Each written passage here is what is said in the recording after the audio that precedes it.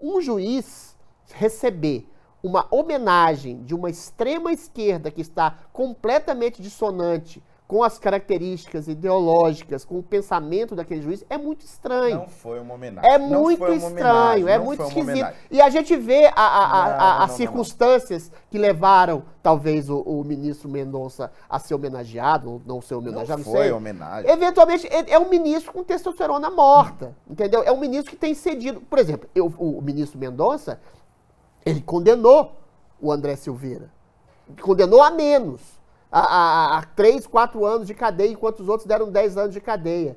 O ministro Mendonça não está correspondendo à expectativa que se tem dele enquanto um juiz conservador, que foi para isso que ele foi colocado lá pelo Bolsonaro. Aí sim é uma questão política. Você colocar um ministro progressista como o Barroso, como a ministra Carmen Lúcia, e colocar um ministro conservador exatamente para dar um equilíbrio, um balanço maior na Suprema Corte brasileira, que eventualmente tem ministros progressistas, conservadores de centro, ou seja, hoje você tem uma maioria de ministros progressistas, e esses ministros progressistas dominam a pauta. Olha o que é a pauta. É descriminalização do porte de drogas, é você não poder fazer revista íntima em cadeias, tudo isso é pauta de esquerda, meu caro. E aí quando você tem um ministro que é considerado de direita, que é homenageado pela esquerda, o ministro da República, mas não é empregado, ministros não é indicados é ideologia, PT, que votaram contra o PT, o Joaquim Barbosa no caso do Mensalão. Mas agora votou no Lula. O Barroso na Lava Jato votou todas as vezes com a Lava Jato, o Fux, a Carmen Lúcia. Não, aí eu discordo ostensivamente de você.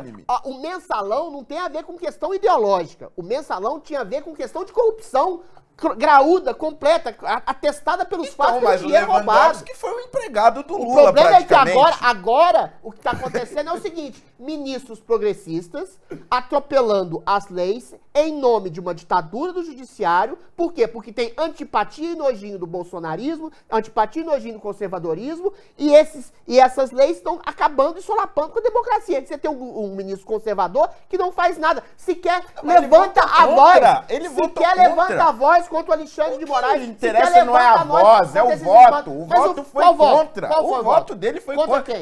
Só houve 2 casos até agora em que houve votação. Foi o pacote dos réus lá. No pacote dos réus ele votou contra, ele e o Nunes Marques. O ministro Nunes Marques votou a favor da liberação do Lula na cadeia, meu querido. O ministro Nunes Marques... tá misturando. É sobre a censura ou é sobre o Lula? O ministro Nunes Marques votou agora a favor da cassação do Deltan Dallagnol. Cadê esse ministro conservador? Você já tá misturando as coisas. Não tô misturando, é a mesma coisa. Existe um conluio para destruir qualquer tipo de movimento conservador ou que seja ligado ao bolsonarismo dentro do Supremo Tribunal Federal. Isso é óbvio. Quando você interpela o Sérgio Moro e que fala assim, o STF agora tá combatendo a corrupção porque eles condenaram o Collor. Você tá concordando comigo? Porque existe uma idealização progressista de esquerda dentro do Supremo Tribunal Federal, a qual nem o Nunes Marques e nem o André Mendonça fazem nada para coibir, não fazem nada para contestar, não fazem nada para se contrapor esse estado de coisas. Vamos colocar os pingos nos aí é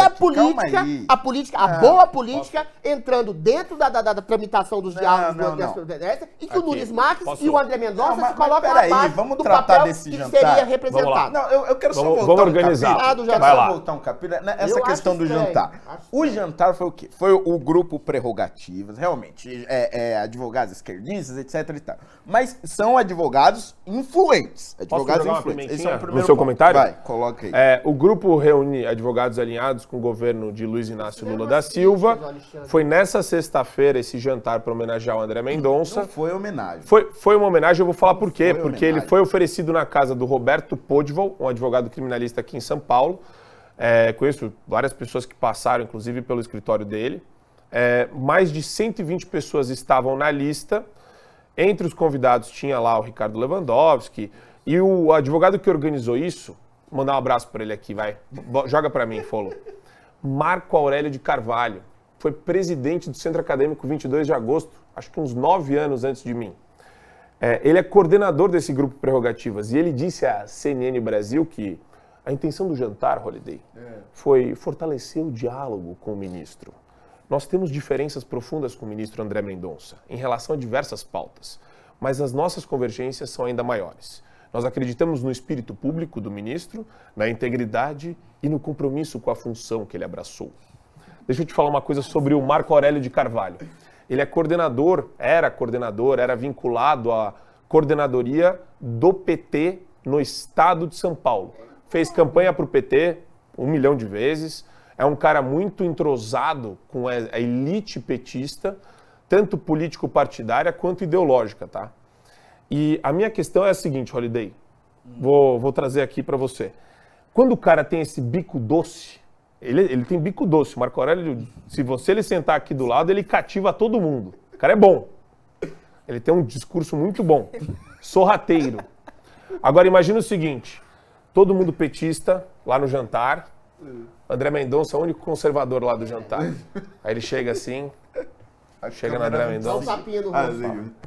E aí, André, a gente respeita você, André. E você, vai respeitar a gente também? Tadinho do Holiday. Você entende? Você entende? Não, aqui, ó. Aqui, ó. Você entende isso daqui? A mão no ombro? Não foi isso. Não. Ó, primeiro, o Prerrogativas faz encontros rotineiros com ministros do Supremo. Isso é o primeiro ponto a ser levantado. Primeiro, eles próprios disseram que têm discordâncias fundamentais com o André Mendonça, mas que queriam fazer um levantamento sobre esse 1 ano, não sei qual é o período exatamente, desde que ele foi nomeado, mas sobre esse curto período de que ele foi nomeado e ouvir ele sobre o direito e tudo mais. Então, assim, não é exatamente uma homenagem, porque homenagem, você vai lá e faz um evento em prol da pessoa, etc. Ali era para você ouvir o ministro Supremo e, evidentemente, para criar ou fortalecer os laços que já existiam. Um ministro Supremo não pode ignorar os advogados mais influentes do país, independentemente da sua linha ideológica. E outra, política em Suprema Corte existe sempre, independente do lugar. Ora, veja, o julgamento da revisão de Roe versus Wade, que houve agora na Suprema Corte dos Estados Unidos, foi um julgamento com muita política. Por quê? Porque, evidentemente, nós passamos a ter uma maioria de conservadores na Suprema Corte, então era o momento político perfeito para se rever Roe versus Wade. E mesmo lá em 1973, você teve juízes nomeados por conservadores, por republicanos, que votaram favoravelmente à legalização do aborto. E votaram por quê? Porque houve uma política dentro da Suprema Corte que fez com que ministros que aparentemente votariam contrariamente ao aborto, naquele momento, votaram favoravelmente. Então, existe política nos bastidores. O que há de diferente é... Não. Mas o que há de diferente no Brasil, talvez, é a superexposição dos ministros, etc. Mas essa é uma outra discussão. O ponto é, André Mendonça está numa casa que, essencialmente, faz política, sim. Se fosse 100% técnico, os ministros do Supremo seriam concursados, não seriam nomeados pelo presidente da República. Se eles fossem 100% técnico, passariam por um processo muito parecido com um concurso público e não seriam sabatinados pelo Senado da República. Então, veja, o André Mendonça, ele não pode se colocar dentro de uma redoma no Supremo Tribunal. Não, o que vocês estão dizendo aqui, ele por ser um ministro conservador, não deve conversar com ninguém, não deve falar com ninguém, é se colocar de maneira incisiva. Levantar a voz, bater na mesa, meu voto é esse, meu bom Holiday. A política é feita, e você é exemplo disso, a política funciona através do diálogo ou do combate incisivo.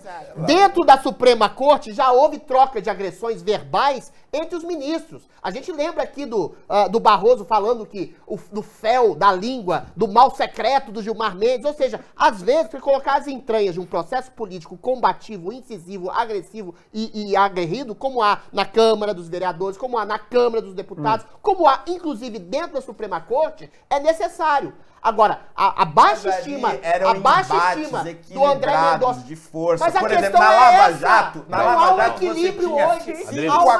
Não grita. Ele também está gritando. Há uma imposição de uma força progressista de esquerda contra o bolsonarismo, contra o conservadorismo, contra a direita, dentro do Supremo Tribunal Federal, e os dois ministros conservadores lá não disseram a que vieram até agora. Nem o Nunes Marques, que vota junto com o STF, nem o André Mendonça também. Peraí, isso é ceder ao esquema da outra parte. Deixa eu organizar aqui. O Holliday vai fechar, o Adrilles vai tomar um gole d'água e a Geisiane vai entrar. Vamos lá, Holliday. O meu único ponto é o seguinte.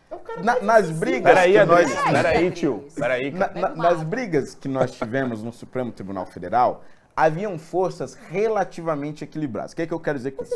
Quando você tinha Joaquim Barbosa, calma aí, quando você tinha Joaquim Barbosa lá na 470, lá do Mensalão, e você tinha Lewandowski de um lado, você tinha o Joaquim que não estava sozinho ou só com mais um ministro, ele tinha a maioria da corte do lado dele e alguns outros do lado do Lewandowski. Quando você teve o embate da Lava Jato com o Barroso e o Gilmar Mendes, você tinha ali uma força equilibrada, era um ministro de diferença, um voto de diferença, e aí você tinha toda aquela tensão na corte. O que nós estamos colocando agora é um momento onde os ministros indicados pelo presidente conservador, Jair Bolsonaro, são extrema minoria, são só 2 contra o resto da corte inteira. Esse é o momento deles tentarem angariar força dentro do judiciário e não ficarem combatendo lá uma luta em glória, porque 2 ministros não vão conseguir fazer a diferença. Eles precisam arranjar aliados. E a forma de arranjar aliados é por meio do diálogo, não é por meio do quebra-pau. Eu concordo com você que os 2 ministros conservadores da Suprema Corte são a minoria da minoria da minoria. O problema não é a falta de diálogo, Holliday. O problema é a falta de ênfase num discurso contra a possibilidade de uma ditadura progressista do judiciário, contra o conservadorismo da qual esses 2 representam. Quando o André Mendonça é humilhado pelo Alexandre na plena corte, qual que é a mensagem que ele leva ao mundo jurídico, à sociedade e ao mundo político? Que ele está lá acuado. Quando o Nunes Marques vota a favor da cassação do Deltan Dallagnol ou da soltura do Lula no processo ali que culminou na eleição do presidente Lula, qual que é a mensagem que ele passa? Que ele está acuado, ou seja, falta de legitimidade de pessoas se colocarem de maneira incisiva, às vezes agressiva, mas legitimamente democrática, e um juiz não pode ser perseguido como um deputado, ou um vereador, ou outro cargo político, porque ele tem tanto poder quanto Alexandre. Falta legitimidade de dar honra à voz conservadora que esses 2 não estão dando. Não é possibilidade de não dialogar. É a possibilidade de se colocar de maneira incisiva num processo ditatorial que está carcomendo as liberdades civis de expressão, democráticas, de legítima consciência, que eles não estão se colocando a rigor. É essa questão que eu coloco, entendeu? Aí só vai no jantar de petista, só vai no jantar do Prerrogativas, é humilhado pelo Alexandre de Moraes. Quando é para votar, vota a favor do Supremo em conluio. Ou seja, não tô vendo diálogo, tô vendo massacre. Eu tô vendo deslegitimação da voz conservadora dentro do Supremo. O que